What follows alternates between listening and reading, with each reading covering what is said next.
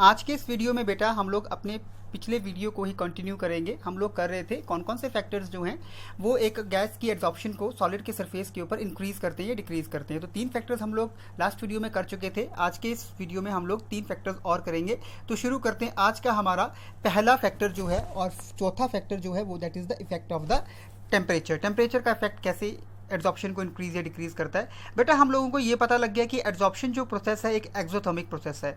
जब भी कोई चीज़ किसी सॉलिड सरफेस के ऊपर एड्सॉर्ब होगी तो वहाँ पे हमेशा एनर्जी रिलीज होगी और जैसे नॉर्मल रिएक्शंस में इक्विलिब्रियम होता है, ठीक है, उसी प्रकार से एड्सॉर्प्शन की इस प्रोसेस में भी इक्विलिब्रियम होगा कि अगर एड्सॉर्प्शन जो है वो हो रही है और अगर उसका रिवर्स हो रहा है डिसॉर्प्शन, मतलब एक साइड जो है सॉलिड के सरफेस के ऊपर गैस मॉलिक्यूल्स जो है एड्सॉर्ब हो रहे हैं और दूसरी तरफ से उतने ही रेट के हिसाब से मॉलिक्यूल्स जो वहाँ से डिसॉर्ब हो रहे हैं, रिमूव हो रहे हैं। यानी कि एड्सॉर्प्शन प्रोसेस में भी दोनों प्रोसेसेस जो हैं साइमल्टेनियसली चलती हैं कि addition of the on the adsorption and desorption.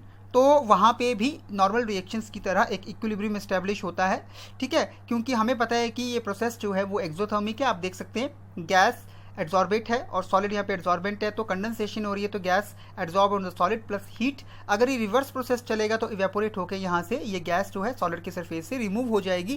कहने का मतलब कि डिसऑर्प्शन हो जाएगी, ठीक है बेटा। According to the Le Chatelier's principle +1 में भी हम लोगों ने किया है कि जब हम लोग टेम्परेचर इंक्रीज करते हैं तो उससे जो उल्टी प्रोसेस है, रिवर्स प्रोसेस डिसऑर्प्शन, वो फेवरेबल होगी, वो मतलब हो जाएगी। और इसलिए एड्सॉर्प्शन जो है वो डिक्रीज करती है जब हम टेम्परेचर इंक्रीज करते हैं, और जबकि एड्सॉर्प्शन जो है वो फेवर्ड की जाती है बाय डिक्रीज इन टेम्परेचर। कहने का मतलब जब भी हम लोग टेम्परेचर इंक्रीज करेंगे तो हमारी एड्सॉर्प्शन डिक्रीज करेगी according to the Le Chatelier's principle. एक एग्जांपल भी आपको दिया है, इसको करने की ज़रूरत नहीं है।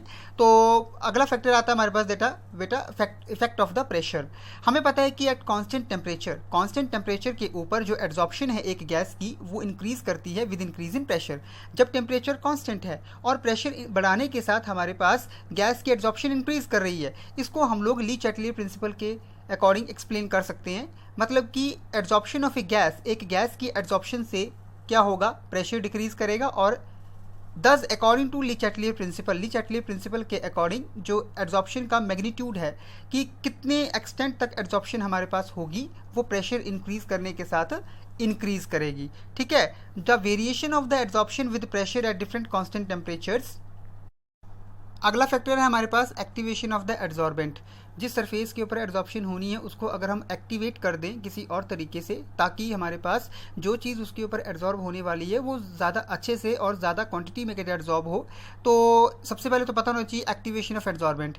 एड्सॉर्बेंट की एक्टिवेशन का क्या मतलब होता है? इसका मतलब होता है कि हम लोग एक एड्सॉर्बेंट की एड्सॉर्ब करने की पावर को इंक्रीज़ कर रहे हैं, और हम बहुत सारे तरीके अलग अलग मेथड्स यूज़ करके एक एड्सॉर्बेंट की यानी कि सॉलिड के सरफेस की एड्सॉर्प्शन पावर को इंक्रीज़ कर सकते हैं। तो एक एक मैथ करके मेथड को देखते हैं। मेटालिक एड्सॉर्बेंट्स जो होते हैं, मतलब ऐसे एड्सॉर्बेंट्स जो मेटल्स होते हैं, उनको हम लोग एक्टिवेट कर सकते हैं। उनके सरफेस के ऊपर हम लोग एड्सॉर्बेंट के सरफेस को हम लोग रफ कर सकते हैं, ठीक है। और रफ करने के लिए हम लोग या तो मैकेनिकल रबिंग करेंगे, किसी चीज़ के साथ उसको रब करेंगे, या उसके ऊपर कोई केमिकल रिएक्शन करवा देंगे, तो उसकी मदद से जो मेटल्स जो कि एड्सॉर्बेंट्स की तरह एक्ट करते हैं उनको हम लोग रफ सरफेस करके एड्सॉर्प्शन इंक्रीज कर सकते हैं। दूसरा है to increase the adsorbing power of adsorbents की इंक्रीजिंग पावर को बढ़ाने के लिए उनको हम लोग छोटे छोटे टुकड़ों में काट देंगे। इससे क्या होगा, उनका जो सरफेस एरिया है वो इंक्रीज कर जाएगा और एड्सॉर्प्शन भी बढ़ जाएगी।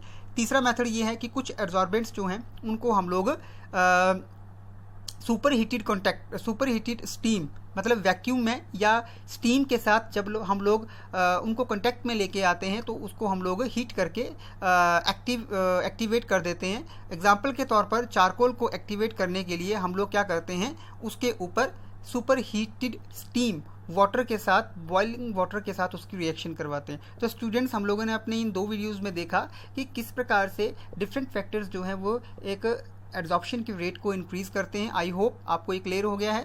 थैंक यू बेटा, हैव ए नाइस डे।